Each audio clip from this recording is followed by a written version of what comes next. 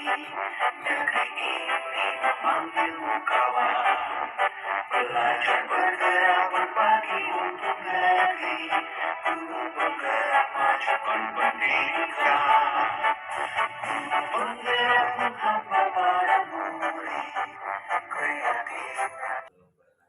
Gimana Pak kabarnya hari ini? Ya, alhamdulillah sehat Bu. Gimana Ibu kabarnya? Sehat? Alhamdulillah sehat Pak. Terima kasih Bapak sudah meluangkan waktu untuk melakukan wawancara bersama saya Pak. Kita akan sedikit wawancara tentang dilema etika, yaitu keputusan yang benar dengan benar, kemudian tentang rujukan moral, yaitu keputusan yang salah dengan yang benar. Baik Pak, saya akan mulai ya Pak. Baik, selama ini bagaimana Bapak dapat mengidentifikasi kasus-kasus yang merupakan dilema etika atau rujukan moral? Nah, ini Bu, terima kasih sebelumnya bahwasanya masalah ataupun problem itu dimanapun ada. Tentu kita sebagai pimpinan sekolah, saya sendiri, saya lebih dulu mengidentifikasi kasus-kasus tersebut. Nah, kita tinjau kasus itu. Jika nantinya ketemu kasus itu benar dengan benar, benar dengan salah, salah dengan salah, nah, ini perlu kita identifikasi. Kenapa? Setelah kita identifikasi, kita tahu jalan caranya untuk menyelesaikannya. Kalau seandainya nanti kita ketemu dengan kasus benar dengan benar, misalnya dari etika itu benar dengan benar, yang hasilnya harus yang kita pilih yang sangat benar. Kalau kita tidak identifikasi, kita akan kesulitan pada penyelesaiannya. Jadi dalam hal ini, kalau saya pribadi, Bu, saya identifikasi itu kasusnya. Jika kasus tersebut itu benar dengan benar, penyelesaiannya juga harus kita berhati-hati supaya nanti tidak ada dirugikan dalam hal itu. Meskipun nanti ada pihak yang kurang menerima, tapi namun itu kan sebagai dilema, artinya sebagai hal yang wajar. Namun keputusan akhir daripada sebuah penyelesaian masalah itu tepat, akurat, dan tidak ada yang dirugikan dari pihak manapun. Saya pikir demikian. Baik Pak, terima kasih. Apakah selama ini ya Pak, bagaimana Bapak menjalankan pengambilan keputusan di sekolah Bapak, terutama untuk kasus-kasus di mana ada dua kepentingan yang sama-sama benar atau sama-sama mengandung nilai kebajikan? Ya. Ini kalau memang benar dengan benar, ya, ada pula di situ kebaikan-kebaikan dari seberapa masalah benar dengan benar ini. Tentu kita mengambil tindakan untuk menjalankan ini. Kita panggil orang-orang yang punya kepentingan di sekolah itu, misalnya ada warga sekolah, ada kepala sekolah, guru, kemudian tenaga kependidikan, kemudian komite. Jika memang ini nanti sebuah keputusan itu merugikan, maka tentu kita duduk bersama. Bagaimana kita memecahkannya itu nanti hasilnya tidak dirugikan, meskipun dia benar-benar. Jadi caranya itu ya kita berikan dulu kesepakatan, berikan dulu kita pengertian tentang apa masalah yang terjadi. Tatkala nanti setelah kita memberikan pengertian, insya Allah dari pengertian yang didapat itu, maka bisa menerima sebuah keputusan. Kemudian tentu kalau sudah diterima keputusan itu, maka kita menjalankan keputusan itu dengan mudah, dengan tepat, tidak ada lagi pihak-pihak yang merasa dirugikan. Saya pikir itu. Ya, baik Pak. Lalu hal apa saja yang selama ini Bapak anggap efektif dalam pengambilan keputusan pada kasus-kasus dilema etika? Saya sendiri, Bu, sebagai kepala sekolah selama ini ada hal-hal yang kalau kita sebut misalnya efektif, ya mungkin ada juga yang kurang efektif. Jadi kalau yang sangat efektif juga ada. Jadi dalam hal ini sudut pandang kita, kalau saya yang supaya efektifnya tidak ada hal-hal yang nantinya menyelesaikan masalah, timbul masalah lagi, maka pihak yang berwenang itu siapa? Siapa permasalahannya ini? Apa masalahnya? Apa latar belakangnya? Tentu kita akan meninjau hal itu lebih dulu. Ya, jadi kalau nanti setelah kita tinjau masalahnya itu, kita panggil orang-orangnya, kita berikan penjelasan-penjelasan tentang itu, tentu dia akan bisa memahami makna daripada penyelesaian masalah ini, yang kedepannya itu bisa dengan legowo, dengan senang hati bisa menerima, walaupun ya kenyataannya ya memang tak semua manusia itu kan bisa menerima, tapi ya tidak-tidaknya aturan ataupun kesepakatan yang sudah kita lakukan terlaksana itu secara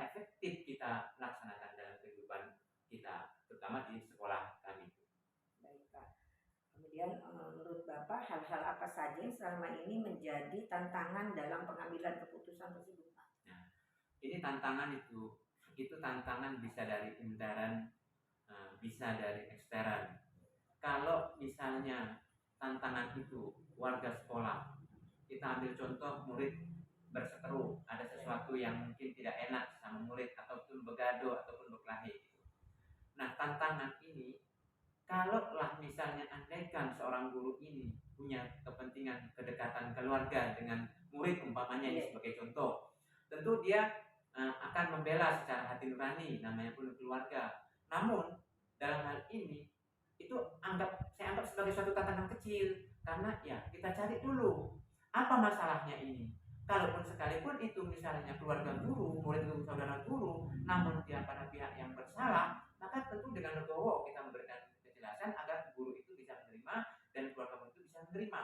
Itu tantangan dari dalam. Kalau tantangan dari luar, itu bisa saja dari murid. Mungkin wali murid itu nggak setuju dengan keputusan yang tapi kita berikan pengarahan, kita berikan kejelasan sehingga makna daripada kebersamaan itu, kemudian kita tidak melanggar etika, tidak melanggar aturan, nah itu ya haruslah kita terima dengan lapang dada untuk kebersamaan sehingga masalah itu bisa clear, tidak ada suatu ganjalan di hati kita masing-masing. Saya pikir seperti itu, Bu.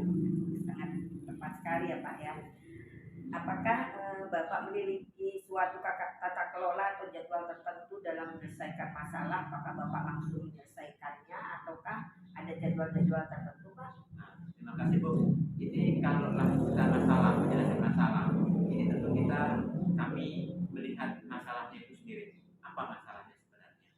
Tak semua masalah itu harus diselesaikan dengan berjadwal. Bisa selesaikan di tempat satu kejadian itu, bisa harus berjadwal. Nah, misalnya kesalahan itu kita tinjau. Kalau kesalahan itu bisa diselesaikan dalam waktu itu juga, maka tidak perlu kita membuat jadwal untuk menyelesaikan masalah.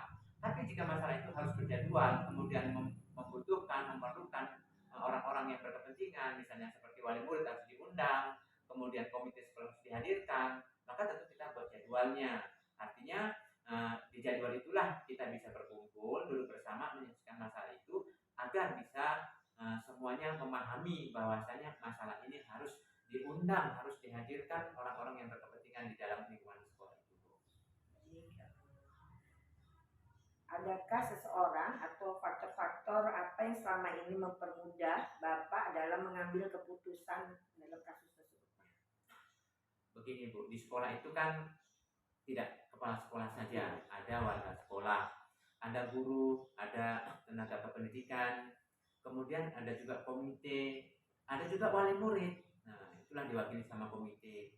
Jadi kalaulah saya mengambil sebuah keputusan gitu kan, tentu saya tidak mutlak dari pemikiran saya, hati nurani saya. Ada guru saya panggil, guru senior ataupun guru yang lain yang bisa diajak duduk bersama. Kemudian saya bicarakan masalah yang ada di sekolah ini. Kemudian bagaimana tanggapan atau pandangan guru itu terhadap masalah itu dan bagaimana solusinya. Jadi saya minta pendapat. Dari pendapat dari guru itu juga bisa jadi pemikiran saya untuk mengambil sebuah keputusan. Atau bisa saja keputusan yang sama-sama kita bicarakan itu menjadi keputusan yang mutlak, yang artinya keputusan itu tidak serta-merta dari pemikiran kepala sekolah. Oh iya, sangat tepat ya Pak. Jadi saya bisa banyak belajar ini Pak dari Bapak. Dari semua hal yang telah disampaikan, pembelajaran apa yang Bapak dapat atau petik dari pengalaman Bapak dalam mengambil keputusan dilema etika? Jadi kita saling belajar, Bu. Ibu hadir untuk mewawancarai saya, itu adalah suatu hal yang saya sangat menerima, kemudian menjadi senang bagi saya bisa berbagi pengalaman atas wawancara ini. Ibu bisa memberikan pertanyaan itu untuk kedepannya bisa membuat pengalaman saya bagaimana menyelesaikan masalah itu. Jadi kalaulah pelajaran yang bisa saya ambil, tak semua pimpinan sekolah itu punya cara untuk menyelesaikan masalah. Jadi pengalaman saya ini atas kehadiran ibu mewawancarai saya itu suatu keberuntungan sebenarnya bagi saya bisa berbagi. Jadi pengalaman-pengalaman yang saya dapat dari hal ini, pertama ya pengetahuan saya bisa lebih berkembang lagi atas apa yang ibu pertanyakan ke saya, sehingga juga saya bisa menggali informasi lagi untuk kedepannya kedepannya. Kemudian pengalaman berikutnya, ya saya jujur aja Bu, ya baru sekarang saya mendengar suatu informasi yang mungkin selama ini belum berkembang. Informasi itu misalnya tentang permasalahan masalah etika, eh, yang nantinya benar sama benar, ada benar dengan salah, ada salah dengan salah, yaitu memang mutlak. Nah, jadi pengalaman ini membuat saya kedepannya lebih belajar lagi. Andaikan nanti ada seperti yang Ibu tanyakan ke saya ini, akan saya bisa mempersiapkan diri untuk pengetahuan-pengetahuan apa yang pasti harus saya siapkan demi untuk bisa memberikan penyelesaian-penyelesaian dalam suatu persoalan yang Ibu tanyakan tadi. Saya pikir itu, Bu. Terima kasih Pak atas waktu Bapak. Saya pun banyak belajar dari pengalaman Bapak dalam mengambil keputusan. Semoga saya bisa meniru apa yang telah Bapak lakukan selama ini di sekolah.